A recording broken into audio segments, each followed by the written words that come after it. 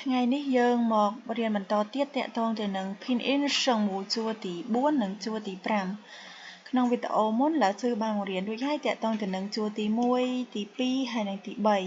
អញ្ចឹងយើងរំលឹកតិចសិនណាជួរទី1នេះមាន4អក្សរមានអក្សរពផមហ្វជួរទី2មាន7អក្សរមានអក្សរតថណលកខហជួរទី3មាន3អក្សរមានអក្សរជី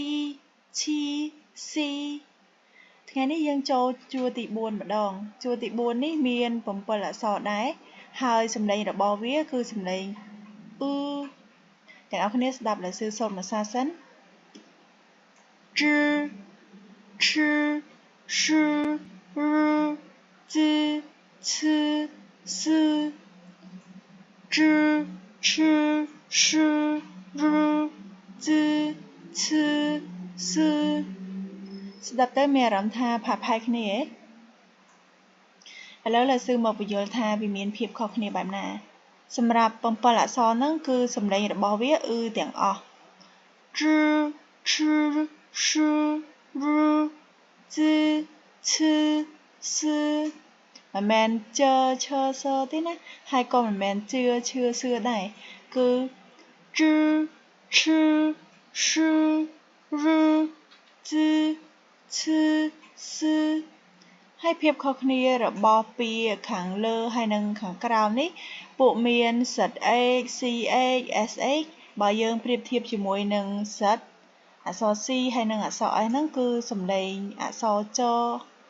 ឆហើយនិងសតែខុសគ្នាហ្នឹងគឺខាងលើនេះគឺ4អក្សរខាងលើនេះយើងនិយាយមាត់រៀងស្រួចបន្តិចនិយាយសំឡេងចេញពីបំពង់កហើយអណ្ដាតរៀងកោងឡើងលើបន្តិច ch ch sh r សម្រាប់អក្សរ អនេះគឺវាមិនចំជាអក្សរយោហើយក៏មិនចំជាអក្សររដែរគឺយើងអានថា r មាត់រៀងស្រួចអណ្ដាតរៀងកោងឡើងលើបន្តិចសំឡេងចេញពីបំពង់កមកអត់ខ្ទាស់អណ្ដាតដូចជាអក្សររខ្មែរយើងទេណាសម្រាប់3អក្សរខាងក្រោមនេះវិញគឺដោយលោកsưប្រាប់អញ្ចឹងអក្សរ Z និង ZH ដោយអក្សរចអញ្ចឹងបើប្រៀបធៀបមកខ្មែរយើងអក្សរ C ហើយនិង CH គឺដូចទៅនឹងអក្សរឆរបស់ខ្មែរយើងអក្សរ S ដោយអក្សរសតែខុសគ្នានឹងគឺសំឡេងបញ្ចេញពីចុងអណ្ដាត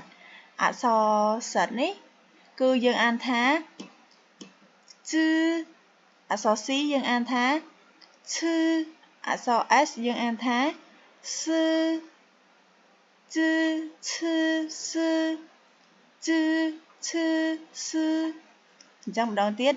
4អក្សរខាងលើនេះយើងធ្វើមាត់ឲ្យស្រួចសំឡេងចេញពីបំពង់កមកហើយអណ្ដាតរៀងកោងឡើងលើបន្តិច ch ch sh r ចំណែកឯ3អក្សរខាងក្រោមនេះគឺយើងអានមាត់រៀងស្ញែងហើយយើងបញ្ចេញសំឡេងចេញពីចុងអណ្ដាតមកជឺឈឺសឺតោះម្ដងទៀត ch ch sh r z c s ch ch sh r z c s ចិត្តចាំនៅព្យាយាមអត់មុនម្ដង ch ch sh r z c s សូត្រម្ដងហើយម្ដងទៀតសូត្រឲ្យត្រូវសំឡេងរួចហើយសរសេរវាឲ្យចាំដៃអូខេចាំនៅយើងម្ដងទៀត ch ch sh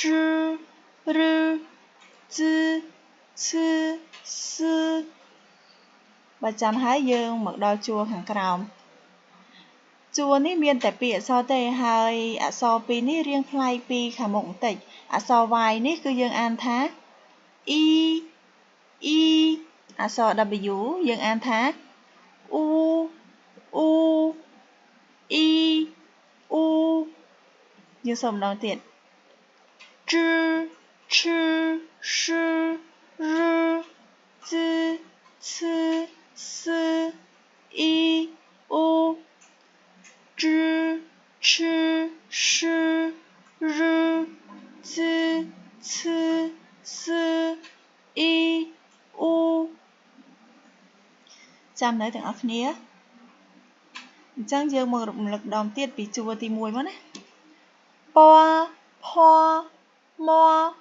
ហ្វតថនលកខហជីឈីស៊ី支吃诗日之此思一无អូខេអញ្ចឹងសម្រាប់សឹងមូលរបស់យើងបានបញ្ចប់ត្រឹមនេះទាំងអស់មាន23តួទាំងអស់គ្នាចាំហើយនៅ